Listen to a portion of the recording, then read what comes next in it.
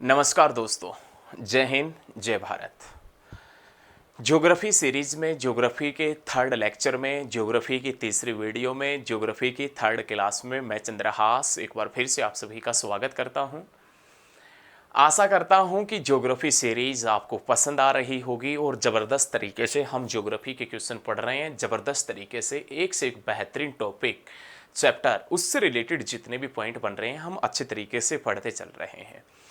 ये टॉपिक जो आपको एसएससी में जीरो से हीरो तक आपको लेके जाएंगे, जो एसएससी में एमटीएस से लेकर एसएससी की यदि आप सीजीएल सीपीओ तक की तैयारी करते हैं उनके लिए आप फायदेमंद साबित होंगे। इसी के साथ साथ आप दिल्ली पुलिस के लिए भी ये टॉपिक पढ़ सकते हैं। इसी के साथ साथ आप एसएससी जीडी या स्टेट लेवल के ऊपर जितनी भी भर्तियां होती हैं उनसे रिलेटेड भी यदि आप पढ़ना चाहते हैं तो ज्योग्राफी यहीं से आप पढ़ सकते हैं। दोस्तों, हम ज्योग्राफी के अंदर बहुत ही ज़बरदस्त तरीके से एक टॉपिक क्लियर करवाते चल रहे हैं। फिर भी आपको किसी प्रकार की कोई दिक्कत रहती है तो आप कमेंट कीजिएगा और कमेंट हम ज़रूर पढ़ते हैं। कमेंट करके बताना ज़रूर कि कौन से क्वेश्चन में आपको क्या दिक्कत है या वीडियो आपको कैसी लग रही है। ठीक है, तो चलिए स्टार्ट करते हैं। कोई भी डाउट हो तो कमेंट जरूर कीजिएगा, मैं आपका रिप्लाई जरूर करूंगा। तो चलिए दोस्तों, और यदि आपको सब बैच अच्छा लग रहा है, सब कुछ चीज़ें ठीक लग रही है तो आप अपने दोस्तों से बोले कि वो ज़्यादा से ज़्यादा हमारे साथ में जुड़े। चलिए अब स्टार्ट करते हैं। आज का अपना जो टॉपिक होगा वो बाउंड्री लाइन होगा और बाउंड्री लाइन से संबंधित ये जो टॉपिक है ये बड़ा ही शानदार टॉपिक होगा, ज़बरदस्त टॉपिक होगा। आप दिल थाम के और दिमाग थाम के बस बैठे रहिएगा, हम ज़बरदस्त तरीके से पढ़ेंगे, साथ के साथ में आप नोट डाउन भी करते रहिएगा। तो भैया आज अपना जो टॉपिक है, आज का जो नेक्स्ट टॉपिक है उसमें अपना टॉपिक का नाम है सीमा रेखा। सीमा रेखा आज हम विशेष रूप से जो जिक्र करेंगे ना उसमें हम बाउंड्री लाइन सीमा रेखा के बारे में पढ़ेंगे। और सीमा रेखा का जिक्र करें तो भारत के अंदर सीमा रेखा को टू पार्ट्स में डिवाइड कर रखा है दोस्तों। टू पार्ट्स में भारत की बाउंड्री लाइन को बांटा है, जिसमें एक अपने पास में नाम आता है जिसका नाम है स्थलीय सीमा रेखा, स्थलीय सीमा रेखा। और एक अपने पास में सेकंड अपने पास में नाम आता है जलीय सीमा रेखा। एक अपने पास में नाम आता है स्थलीय सीमा रेखा, एक अपने पास में नाम आता है जलीय सीमा रेखा। अपनी जो बाउंड्री लाइन है इंडिया की, उस बाउंड्री लाइन को टू पार्ट्स में डिवाइड किया हुआ है। उस बाउंड्री लाइन को दो हिस्सों के अंदर बांटा गया है। एक अपने पास में नाम आता है स्थलीय सीमा रेखा, और इस स्थलीय सीमा रेखा को आप इंटरनेशनल बॉर्डर लाइन के नाम से भी जानते हैं। इंटरनेशनल बॉर्डर लाइन, अंतर्राष्ट्रीय सीमा रेखा के नाम से भी जानते हैं। और एक अपने पास में नाम आता है इक्वेटिक बाउंड्री लाइन, जिसे आप जलीय सीमा रेखा के नाम से जानते हैं, इक्वेटिक बाउंड्री लाइन। तो दोस्तों, सीमा रेखा को टू पार्ट्स में डिवाइड किया हुआ है, स्थलीय सीमा रेखा, जलीय सीमा रेखा। स्थलीय सीमा रेखा को हम इंटरनेशनल बॉर्डर लाइन के नाम से जानते हैं और जलीय सीमा रेखा को हम इक्वेटिक बाउंड्री लाइन के नाम से जानते हैं। तो दोनों चीज़ों का हम एक साथ तो अध्ययन कर नहीं सकते, हम एक एक करके पढ़ेंगे। तो आज हम विशेष रूप से भारत की जो अंतर्राष्ट्रीय सीमा रेखा है, भारत की जो इंटरनेशनल बॉर्डर लाइन है, भारत की जो स्थलीय सीमा रेखा है, उससे रिलेटेड जितने भी पॉइंट बनेंगे वो आज इस वीडियो के अंदर बताएंगे। ठीक है, तो आज हम भारत की जो अंतर्राष्ट्रीय सीमा रेखा है ना, इंटरनेशनल बॉर्डर लाइन है, उसके बारे में पढ़ेंगे। और यदि हम भारत की अंतर्राष्ट्रीय सीमा रेखा पढ़ रहे हैं, भारत की स्थलीय सीमा रेखा पढ़ रहे हैं, तो हमें एक उत्तर भारत का मैप भी चाहिए, नॉर्थ इंडिया का मैप भी चाहिए। और नॉर्थ इंडिया का जब मैप होगा तो हम ज़बरदस्त तरीके से पढ़ पाएंगे। तो एक बार हम छोटा सा उत्तर भारत का एक मैप बना लेते हैं। मान लेते हैं कि भाई साहब इस प्रकार से अपने पास में, इस प्रकार से एक ऐसा अपने पास में उत्तर भारत है, ऐसा हम मान लेते हैं ना, ऐसा हम मान लेते हैं कि अपने पास में एक नॉर्थ इंडिया है, उत्तर भारत है। और आज इस नॉर्थ इंडिया के अंदर दोस्तों हम विशेष रूप से जो अध्ययन करने जा रहे हैं ना, विशेष रूप से जो अध्ययन करने जा रहे हैं उसमें हम इंटरनेशनल बॉर्डर लाइन, अंतर्राष्ट्रीय सीमा रेखा का अध्ययन करेंगे।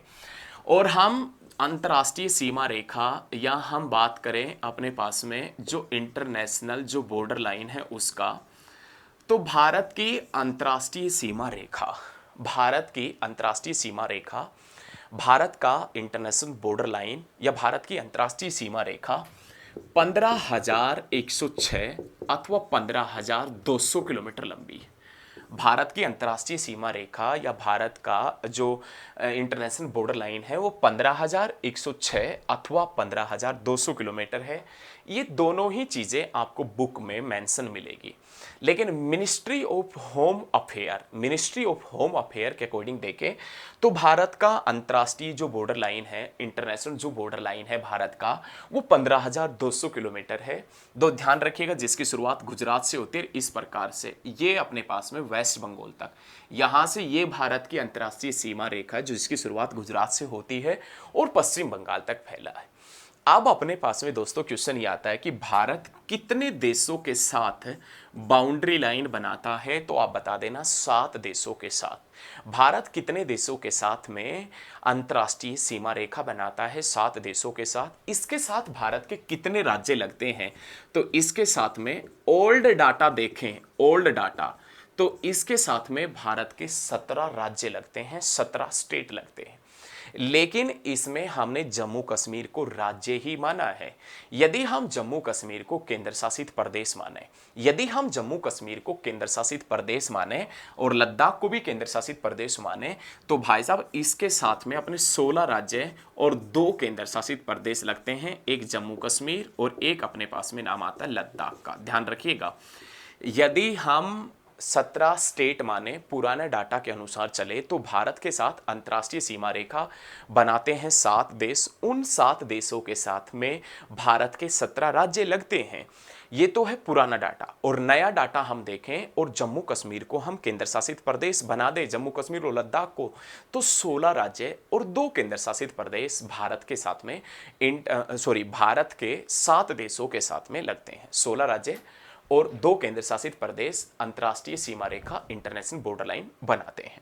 तो एक बार मैं इन चीजों को साफ कर रहा हूं, ये पॉइंट आप नोट कर लीजिएगा। अब अपने पास में पहला देश कौन सा है, पहला देश कौन सा है जो भारत के साथ में अंतर्राष्ट्रीय सीमा रेखा बनाता है?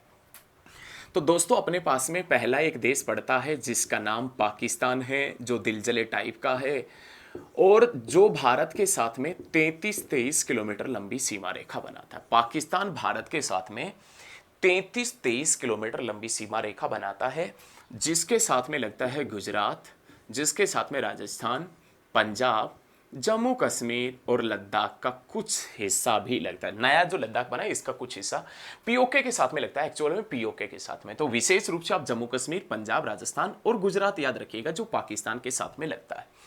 पाकिस्तान भारत के साथ में 33-23 किलोमीटर लंबी सीमा रेखा बनाता है। ये पाकिस्तान जिसके साथ में गुजरात, राजस्थान, पंजाब, जम्मू कश्मीर एंड लद्दाख लगता है। ये ध्यान रखिएगा, ये चीज आप बहुत जबरदस्त तरीके से हम पढ़ने जा रहे हैं। भारत और पाकिस्तान के बीच में कौन सी रेखा है, तो आप बताएंगे रेड क्लिफ रेखा भारत और पाकिस्तान के बीच में। भारत और पाकिस्तान के बीच में एक रेखा है रेड क्लिफ रेखा, और ये रेड क्लिफ रेखा कब खींची गई थी? 15 अगस्त 1947 में भारत और पाकिस्तान के बीच एक रेखा खींची गई थी जिसका नाम रेड क्लिफ रेखा था। एक्चुअल में घटना क्या थी? भारत के अंतिम गवर्नर जनरल जिसका नाम लॉर्ड माउंटबेटन था, और लॉर्ड माउंटबेटन ने 18 जुलाई 1947 में घोषणा कर दी कि मैं हिंदुस्तान को आज़ाद कर दूंगा और 15 अगस्त 1947 में हिंदुस्तान को आज़ाद कर दूंगा। लेकिन जब मैं हिंदुस्तान को आज़ाद करूंगा तो सिर्फ एक हिंदुस्तान नहीं होगा, एक दूसरा देश भी होगा जिसका नाम पाकिस्तान होगा। तो यदि 15 अगस्त 1947 में हमारे पास में 2 देश बनेंगे, एक का नाम हिंदुस्तान और दूसरे का नाम पाकिस्तान होगा, तो इन दोनों देशों के बीच में सीमा रेखा खींचेगा कौन? तो लॉर्ड माउंटबेटन के एक निजी सचिव हुआ करते थे, सेक्रेटरी हुआ करते थे, उन्होंने सर जॉन रेडक्लिफ का नाम सुझाया था। सर जॉन रेडक्लिफ उस समय लंदन में बार एसोसिएशन का अध्यक्ष था, कानून की अच्छी समझ थी। तो सर जॉन रेडक्लिफ को लंदन से भारत बुलाया जाता है और लॉर्ड माउंटबेटन कहता है कि हम 15 अगस्त 1947 में भारत और पाकिस्तान का बंटवारा कर रहे हैं और 15 अगस्त 1947 से पहले आपने हिंदुस्तान अथवा भारत और पाकिस्तान के बीच में एक रेखा खींचनी है। और यदि आप ये कार्य कर देंगे तो आपको 5,000 पाउंड की धनराशि भी इनाम में दी जाएगी। कुछ समय के बाद में सर जॉन रेडक्लिफ या रेडक्लिफ महोदय एक कमीशन बनाता है। उस कमीशन के तहत भारत और पाकिस्तान के बीच में रेडक्लिफ महोदय एक रेडक्लिफ रेखा खींच देता है और वो रेडक्लिफ रेखा जो 15 अगस्त 1947 में भारत और पाकिस्तान के बीच में खींची गई थी, और उसी रेडक्लिफ रेखा से रिलेटेड आज के जितने भी पेपर्स होते हैं उसमें क्वेश्चन भी आते हैं। लेकिन 15 अगस्त 1947 में जब भारत और पाकिस्तान का विभाजन हुआ, 15 अगस्त के न्यूज़पेपर में खबर छपती है कि भारत और पाकिस्तान का विभाजन हो चुका है, तो भाई साहब कोहराम मच गया था, एकदम भयंकर वाला कोहराम मच गया था, क्योंकि हिंदू पाकिस्तान से हिंदुस्तान आने लगा था और यहाँ का मुसलमान पाकिस्तान जाने लगा था। लेकिन जब यहाँ का मुसलमान, ऐसा बताया जाता है कि जब यहाँ के मुस्लिम समुदाय के लोग पाकिस्तान जा रहे थे तो वो अच्छे तरीके से जा रहे थे, लेकिन जब पाकिस्तान से हिंदू हिंदुस्तान आ रहा था तो उन हिंदुओं को अच्छे तरीके से काटा गया था।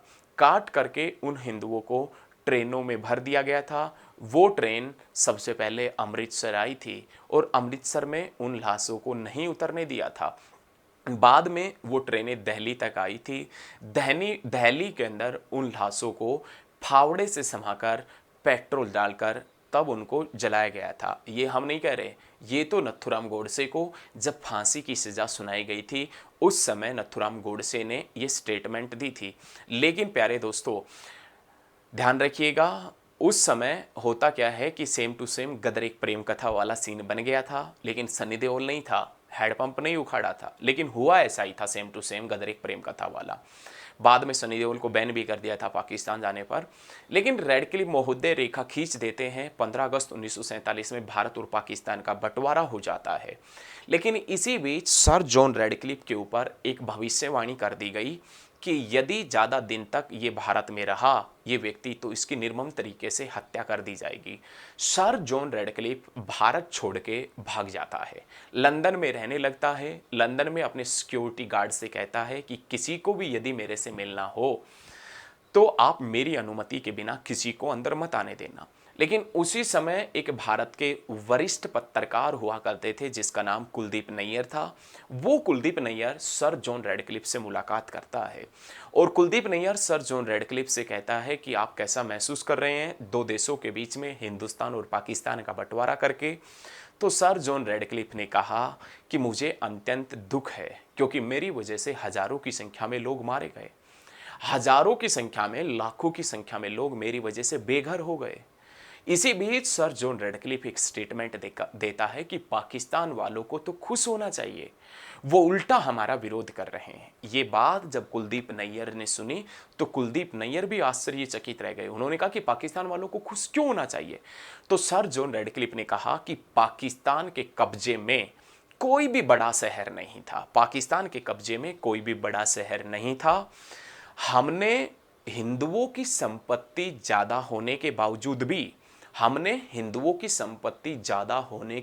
भी लाहौर पाकिस्तान को दे दिया, तो पाकिस्तान वालों को खुश होना चाहिए, उल्टा वो हमारा विरोध कर रहे हैं। अब सर जॉन रेडक्लिफ जब हिंदुस्तान और पाकिस्तान के बीच में दोस्तों रेखा खींच रहे थे, अब सर जॉन रेडक्लिफ जब हिंदुस्तान और पाकिस्तान के बीच में रेखा खींच रहे थे तो उस समय भारत सरकार ने ये जो इलाका पड़ता है ना गुजरात के कच्छ के रण का, ये रेखा पहले ऐसे नहीं थी। ये रेखा भाई साहब इस प्रकार से हुआ करती थी, इस प्रकार से। जब सर जॉन रेडक्लिफ भारत और पाकिस्तान के बीच में रेखा खींच रहे थे तो उस समय जो अंतरिम सरकार थी या कांग्रेस थी, उसने कहा था कि देखो महोदय, ये कच्छ के रण का हिस्सा काफी समय से गुजरात का हिस्सा है, तो आपसे रिक्वेस्ट है कि कच्छ के रण को, पूरा का पूरा कच्छ का रण का इलाका भारत को दे दिया जाए। सर जॉन रेडक्लिफ ने सबूतों के आधार पर पूरा कच्छ का रण का, जो कच्छ का रण का इलाका है वो किसको दे दिया, हिंदुस्तान को दे दिया। लेकिन जैसे ही हिंदुस्तान और पाकिस्तान का बंटवारा हुआ तो दो पाकिस्तान बन गए। एक आज का जो पाकिस्तान है ये तो पश्चिमी पाकिस्तान, और आज का जो बांग्लादेश है ये पूर्वी पाकिस्तान बन गया था। पूर्वी पाकिस्तान बन गया। पूर्वी पाकिस्तान, ध्यान रखिएगा, पूर्वी पाकिस्तान, ईस्टर्न पाकिस्तान बन गया। लेकिन जैसे ही पश्चिमी और पूर्वी पाकिस्तान बनते हैं, पाकिस्तान भयंकर तरीके से चीखने लगता है, चिल्लाने लगता है, और उसकी आवाज़ दिल्ली तक पहुंचती है। और दिल्ली के राजनेता अब पाकिस्तान से पूछते हैं कि अब क्या हो गया। तो पाकिस्तान की तरफ से जवाब आता है कि भारत ने हमारे साथ में छल किया है, धोखा किया है। भारत ने कहा कि कैसा छल, कैसा धोखा। तो पाकिस्तानियों ने कहा कि भारत ने कच्छ का रण का हिस्सा झूठ बोलकर सर जॉन रेडक्लिफ से ले लिया, और यदि भारत ने झूठ बोला है तो कच्छ के रण का आधा हिस्सा हमें चुपचाप दे दे। भारत किसी भी सूरत में कच्छ के रण का हिस्सा पाकिस्तान को देने को तैयार नहीं। पाकिस्तान ये कहता है कि कच्छ का रण का इलाका दलदली नहीं है, कच्छ का रण का इलाका तो एक सथल रुद्ध सागर है, लैंड लोकड सी है, ऐसा सागर जिसके चारों तरफ जमीन लगती हो। कच्छ का रण का इलाका तो एक सथल रुद्ध सागर है, लैंड लोकड सी है, ऐसा सागर जिसके चारों तरफ जमीन लगती हो, वो क्षेत्र है ये कच्छ का रण। और यदि ऐसा है तो भारत चुपचाप कच्छ के रण का आधा हिस्सा हमें दे दे। अब भारत कच्छ के रण का कुछ हिस्सा देने को भी तैयार नहीं। पाकिस्तान भयंकर तरीके से चिल्ला चीख रहा है, भारत कच्छ का रण का हिस्सा देना नहीं चाहता। तो घटना भाई 1965 की है, 1965 की। 1965 में पाकिस्तान की फौज ने यहां पर जो भारतीय पुलिस और फौज की चौकियां थी ना, उनके ऊपर आक्रमण कर दिया। और जब पाकिस्तान की फौज ने उनके ऊपर आक्रमण किया तो भाई साहब भारत और पाकिस्तान के बीच में युद्ध छिड़ गया, और भारत वालों ने मारा दबा के पाकिस्तान को। भारत और पाकिस्तान के बीच में जब युद्ध छिड़ा 1965 में, तो युद्ध के बीच में ब्रिटेन के प्रधानमंत्री आ गए।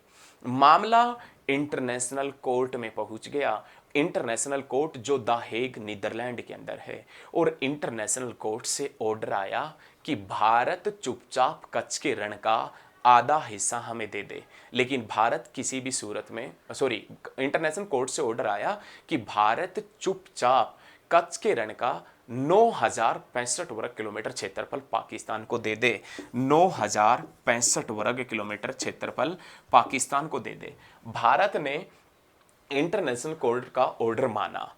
अब भारत ने कच्छ के रण का 9065 वर्ग किलोमीटर क्षेत्रफल पाकिस्तान को दे दिया। 9065, ये वाला क्षेत्रफल है ना, ये वाला क्षेत्रफल 9065 वर्ग किलोमीटर क्षेत्रफल पाकिस्तान को दे दिया। तो 1947 में जो रेड क्लिफ रेखा खींची थी, वो एरिया तो पाकिस्तान के पास में गया।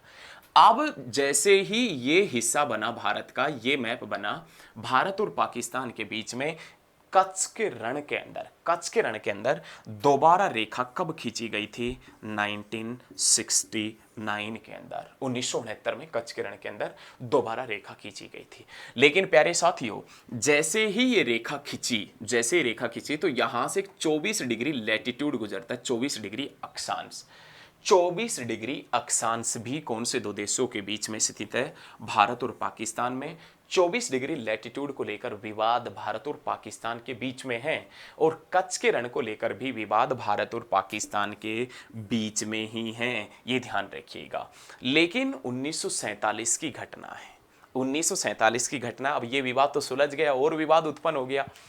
1947 की घटना है जब हिंदुस्तान और पाकिस्तान का बंटवारा नहीं हुआ था, और फिर बाद में बंटवारा हो गया। तो कुछ रियासतें ऐसी थी जो भारत का हिस्सा नहीं बनना चाहती थी। सरदार वल्लभ भाई पटेल जैसे बड़े नेताओं ने उनका इलाज किया था, और बाद में उनको भारत के अंदर मिलाया गया था। लेकिन 1947 में जम्मू कश्मीर के राजा हरि सिंह भारत में मिलना नहीं चाहते थे। लेकिन जैसे ही हिंदुस्तान और पाकिस्तान का बंटवारा हुआ, पाकिस्तान की कुछ फौज जम्मू कश्मीर में घुस आती है। पाकिस्तान की कुछ फौज जम्मू कश्मीर में घुस आती है, और कुछ हिस्सा पाकिस्तान वाले जम्मू कश्मीर का कब्जा लेते हैं।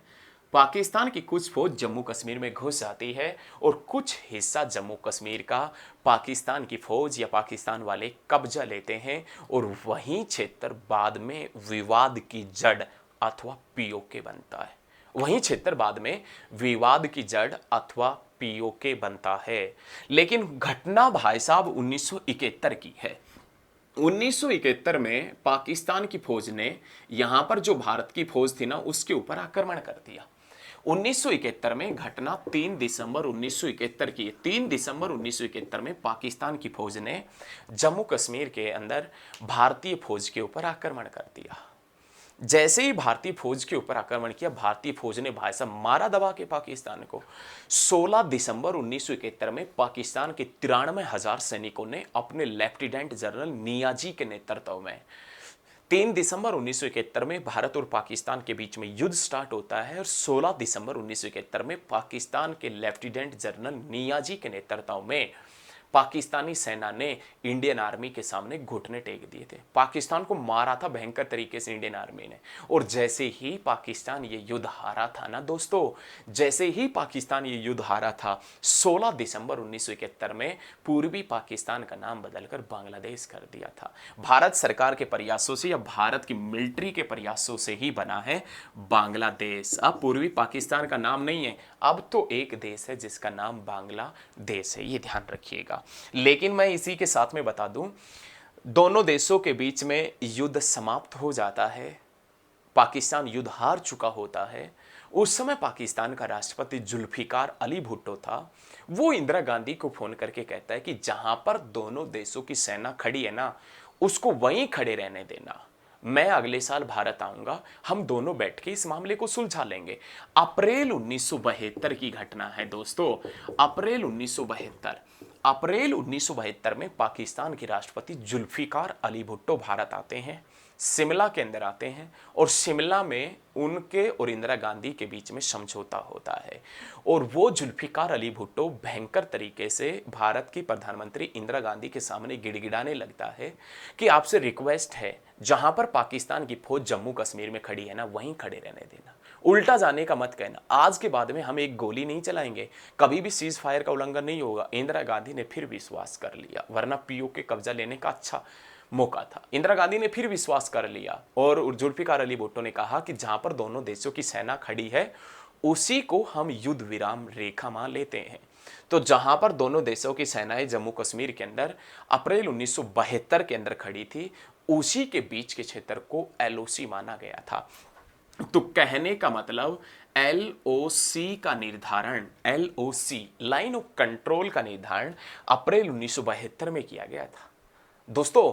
शिमला समझौते के तहत किया गया था। अप्रैल 1972 में कौन से समझौते के तहत किया गया था? शिमला समझौते के तहत। पाकिस्तान की तरफ से शिमला समझौते के ऊपर हस्ताक्षर किसने किए थे? जुल्फिकार अली भुट्टो ने। भारत की तरफ से किसने किए थे? इंदिरा गांधी ने। तो एलओसी विवाद भारत और पाकिस्तान के बीच में है, ध्यान रखिएगा। रेड क्लिफ विवाद भारत और पाकिस्तान के बीच में है। कच्छ का रण विवाद भारत और पाकिस्तान के बीच में है। और 24 डिग्री अक्षांश विवाद, 24 डिग्री लैटिट्यूड विवाद भारत और पाकिस्तान के बीच में है। और भारत और पाकिस्तान के बीच में रेखा जिसका नाम रेड क्लिफ रेखा, जो सर जॉन रेडक्लिफ ने 15 अगस्त 1947 में खींची थी। एलओसी का निर्धारण कब किया गया था दोस्तों? तो आप बता देना, अप्रैल 1972 में एलओसी का निर्धारण किया गया था। दूसरा देश अपने पास में नाम आता है जिसका नाम है अफगानिस्तान। अफगानिस्तान भारत के साथ में 106 किलोमीटर लंबी बाउंड्री लाइन बनाता है। अफगानिस्तान भारत के साथ में सबसे छोटी लाइन बनाता है, सबसे छोटी बाउंड्री लाइन 106 किलोमीटर बनाते हैं, 106 किलोमीटर। और भारत और अफगानिस्तान के बीच की जो बाउंड्री लाइन है, ये किस नाम से जानी जाती है? तो आप बता देना, डूरंड लाइन के नाम से जानी जाती है। और इसके साथ में कौन लगता है? जम्मू कश्मीर लगता है। कौन सा क्या लगता है? जम्मू कश्मीर लगता है। लेकिन अधिकतर बुकों के बीच, आजकल की जो नई बुकें आ रही हैं ना, नई बुकें, उनमें दिखाया गया है कि डूरंड लाइन भारत और अफगानिस्तान के बीच में नहीं आती, पाकिस्तान और अफगानिस्तान के बीच में आती। एक्चुअल में ये लाइन पीओके और किसके बीच में है? अफगानिस्तान के बीच में। तो पीओके को कोई ऐसे ही कोई छोड़ देंगे? पीओके के ऊपर अधिकार भारत भी जताता है और पीओके के ऊपर अधिकार पाकिस्तान भी जताता है। ध्यान रखिएगा, पीओके को ऐसे ही नहीं छोड़ने वाले, हवाई नहीं करने देंगे। लेकिन भारत और अफगानिस्तान के बीच में एक रेखा है जिसका नाम डूरंड रेखा है, डूरंड लाइन है। एक्चुअल में 1893 की घटना है। 1893 में अफगानी अमीर, मतलब अफगानिस्तान का जो सबसे बड़ा हेड था, अफगानी अमीर, और उस समय के तत्कालीन ब्रिटिश सचिव, British secretary sir John Durand के बीच में एक समझौता होता है और उसी समझौते के आधार पर एक रेखा खींची जाती है जिसका नाम डूरंड रेखा होता है। यह डूरंड रेखा 1896 में खींची गई थी। पहली बार, ध्यान रखिएगा, पहली बार आधुनिक ओलंपिक खेलों की शुरुआत 1896 में हुई थी।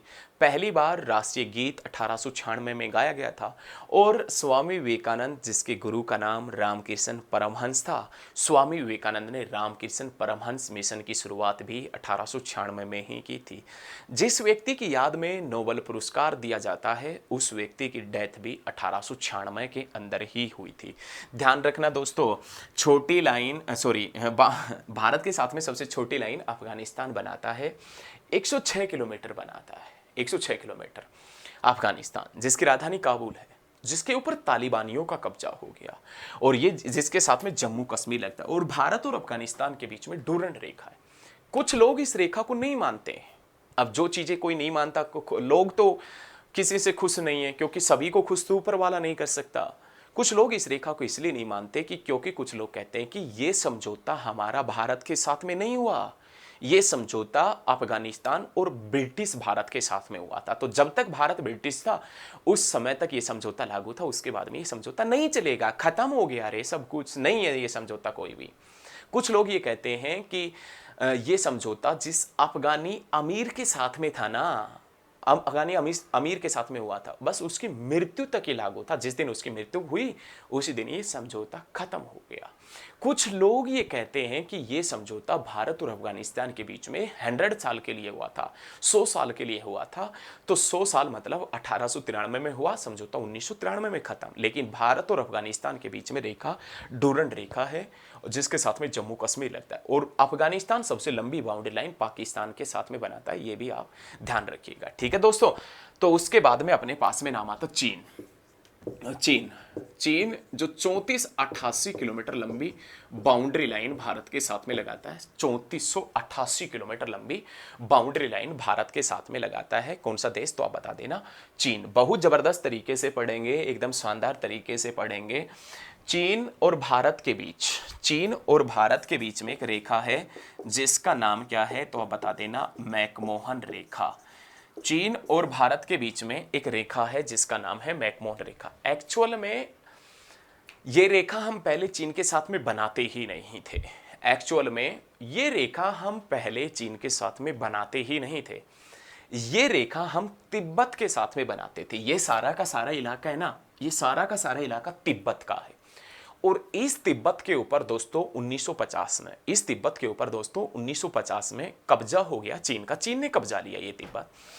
तो लेकिन ध्यान रखिएगा, आज तिब्बत के साथ, तिब्बत को चीन ने कब्जा लिया तो बाउंड्री लाइन भी हमने भाई साहब चीन के साथ में लगा दी। लेकिन चीन इस रेखा को नहीं मानता। क्यों नहीं मानता वो हम चीजें आपको बाद में बताएंगे। चीन भारत के साथ में 3488 किलोमीटर लंबी बाउंड्री लाइन बनाता है जिसके साथ में लद्दाख लगता है, हिमाचल प्रदेश लगता है, उत्तराखंड लगता है, सिक्किम लगता है और अरुणाचल प्रदेश लगता है। भारत और चीन के बीच, भारत और चीन के बीच में कौन सी रेखा है, तो दोस्तों आप बता देना, मैकमोहन रेखा है, मैकमोहन। और ये मैकमोहन रेखा कब खींची गई थी, 27 अप्रैल 1914 में खींची गई थी। भारत और चीन के बीच की सीमा रेखा को किस नाम से जानते हैं, तो मैकमोहन रेखा के नाम से जानते हैं। यह मैकमोहन रेखा भारत और चीन के बीच में कब खींची गई थी, 27 अप्रैल 1914 में खींची गई थी। लेकिन कौन से समझौते के आधार पर, तो भारत और चीन के बीच में जो मैकमोहन बाउंड्री लाइन है वो 27 अप्रैल 1914 में शिमला समझौते के तहत, हाँ सही सुन रहे हैं आपके कान, शिमला समझौते के तहत ही खींची गई थी। लेकिन लाडलो, यहां पर मैं एक क्वेश्चन आपसे और बता देना चाहता हूं। 1914 में उस समय का ब्रिटिश भारत और तिब्बत के बीच में एक शिमला समझौता होता है और उसी समझौते के आधार पर यह रेखा खींची गई थी। लेकिन उस समय रेखा प्रभावी नहीं थी। 1935 में एक ब्रिटिश अधिकारी आता है जिसका नाम ओल्फ कैरो होता है।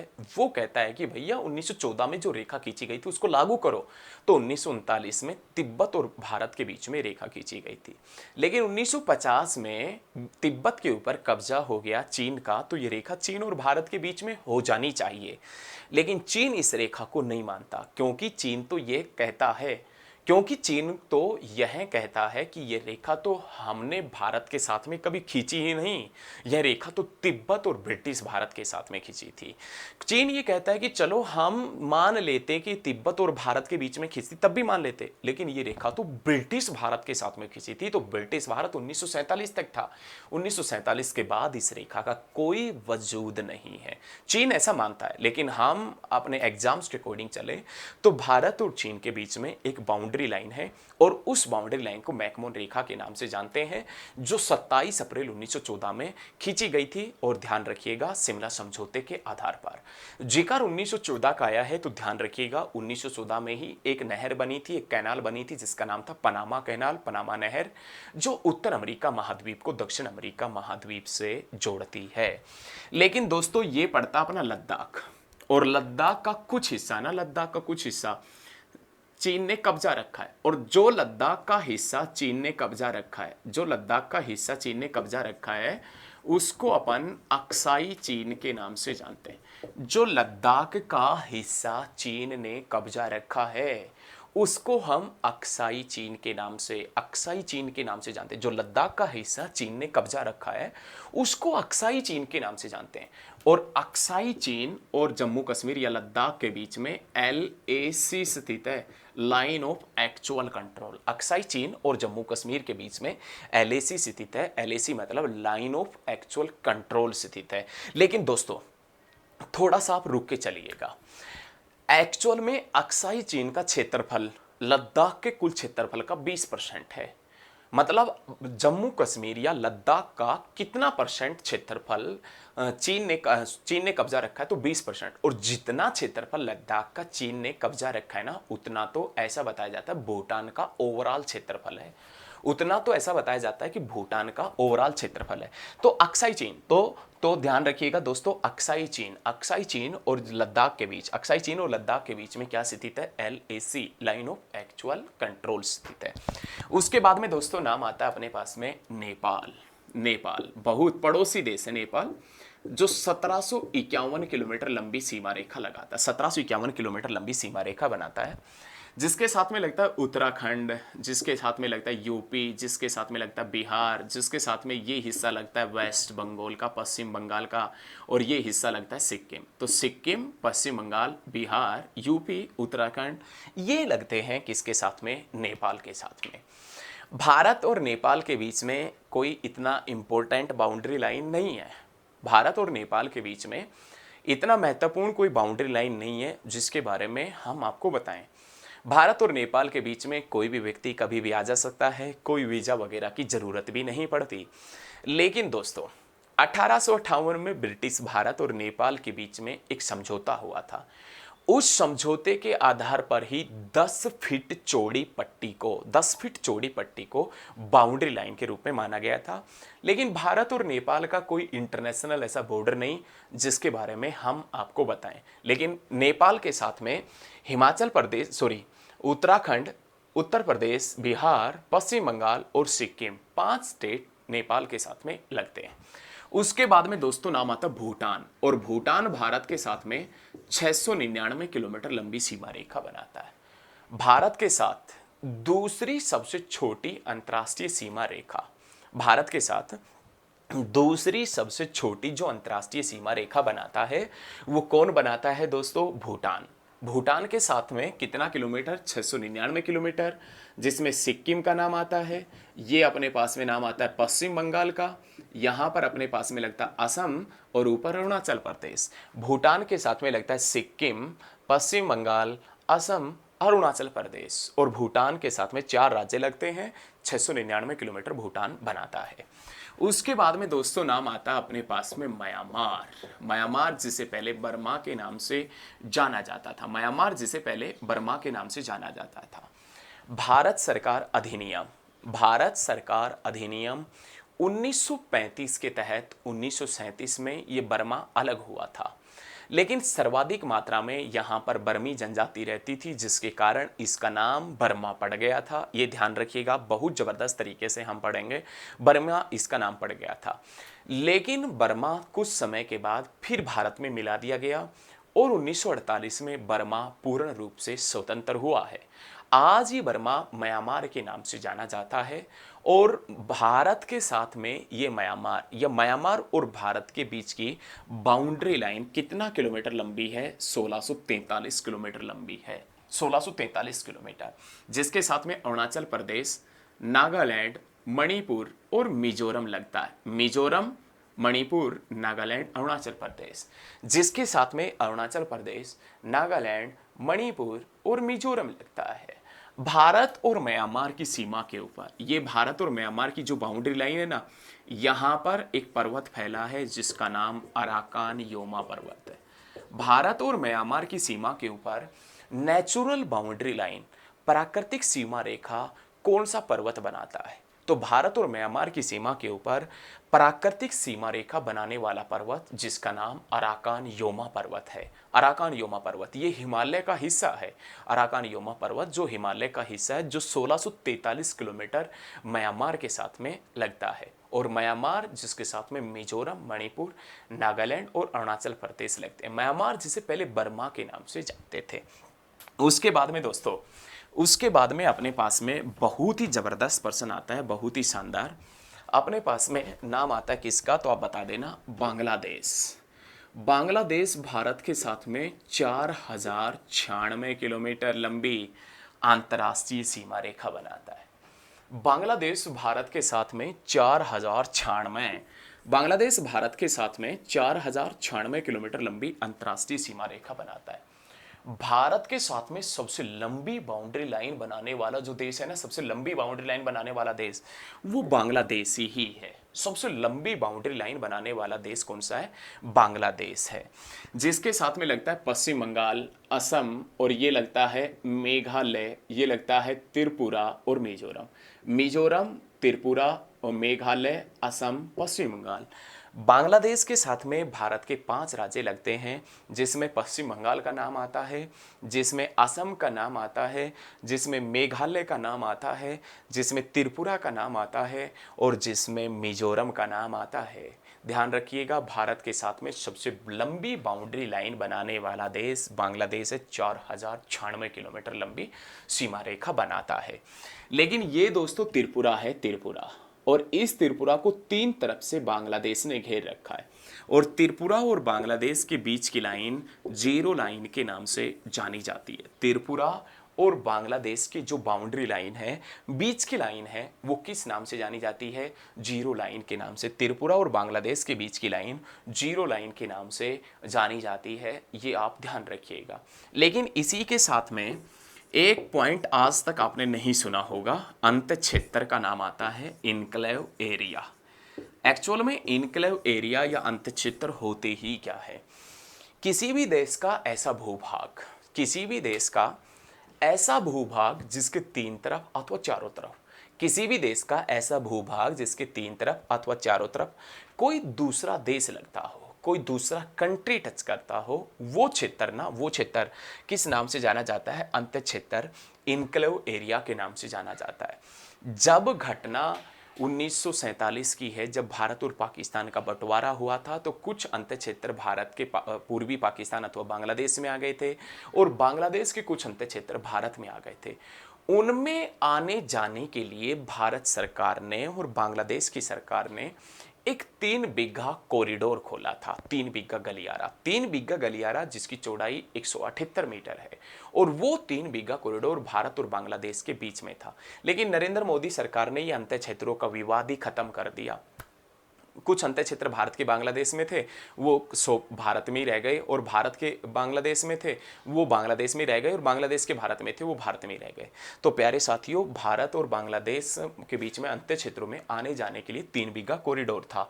तो मेरे द्वारा दी गई जानकारी मैं आशा करता हूँ कि आपको अच्छी लगी होगी। सारे के सारे पॉइंट आपको समझ में आए होंगे। भारत के साथ में 7 देश इंटरनेशनल बॉर्डर लाइन बनाते हैं, अंतर्राष्ट्रीय सीमा रेखा बनाते हैं। पाकिस्तान, अफगानिस्तान, चीन, नेपाल, भूटान, म्यांमार, बांग्लादेश। सबसे छोटी बाउंड्री लाइन बनाता है अफगानिस्तान 106। सबसे लंबी बाउंड्री लाइन बनाता है बांग्लादेश 4096। कब बना था? 16 दिसंबर 1971 में। उससे पहले किस नाम से जाना जाता था? पूर्वी पाकिस्तान के नाम से। और उससे पहले बंगाल के नाम से, और उस बंगाल का विभाजन 2 बार हुआ है, 1905 में और 1947 में। बड़े ज़बरदस्त तरीके से, मज़ा आ रहा है एकदम बेहतरीन तरीके से।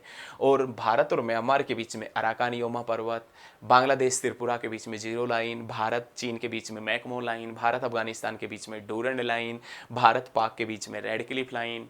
लेकिन भारत और भूटान के बीच में भी कोई बाउंड्री लाइन नहीं है। भूटान की सीमा रेखा या चीन की तरफ की जो बाउंड्री लाइन है उस पर काफ़ी जगह तो रक्षा ही अपनी इंडियन आर्मी करती। तो प्यारे साथियों, मेरे द्वारा दी गई जानकारी आपको अच्छी लग रही है ना, तो आप अपने दोस्तों से बोले कि वो हमारे साथ में जुड़ें, ज़्यादा से ज़्यादा हमारे साथ में जुड़ें, ज़्यादा से ज़्यादा ये बैच ज्वाइन करें, ज़्यादा से ज़्यादा, क्योंकि बहुत ज़बरदस्त होने वाली है। ज्योग्राफी की क्लास है, ये बड़ी ही शानदार होने वाली। अभी तक आपने 3 क्लासें देखी है, बड़ा मज़ा आ रहा है पढ़ने में। ज़्यादा से ज़्यादा संख्या में आप वीडियो को शेयर भी करना, आप अपने दोस्तों से बोले कि वो हमारे साथ में लगातार इस बैच को ज्वाइन करें, हमारे साथ में बने रहें। तो प्यारे साथियों, आज इस वीडियो में हम इतना ही करेंगे, और यदि मेरे द्वारा दी गई जानकारी आपको अच्छी लगती है तो इसको नोट डाउन कर लो। नोट डाउन कर लो मतलब लिख लो इसको अच्छे तरीके से, क्या क्या पॉइंट हमने बोला है और क्या क्या पॉइंट आपने समझा है। ठीक है, हम बहुत जल्द एक से एक बेहतरीन क्लासें आपके लिए उपलब्ध कराते रहेंगे। आप मेरे साथ में बने रहना, रोज़ कंटिन्यू आपको ज्योग्राफी की वीडियो भी मिलती रहेगी। बहुत शानदार ये बैच चलेगा। तो दोस्तों, आज के लिए हम इतना ही करेंगे। तो आज के लिए इतना ही। जय हिंद, जय भारत, धन्यवाद।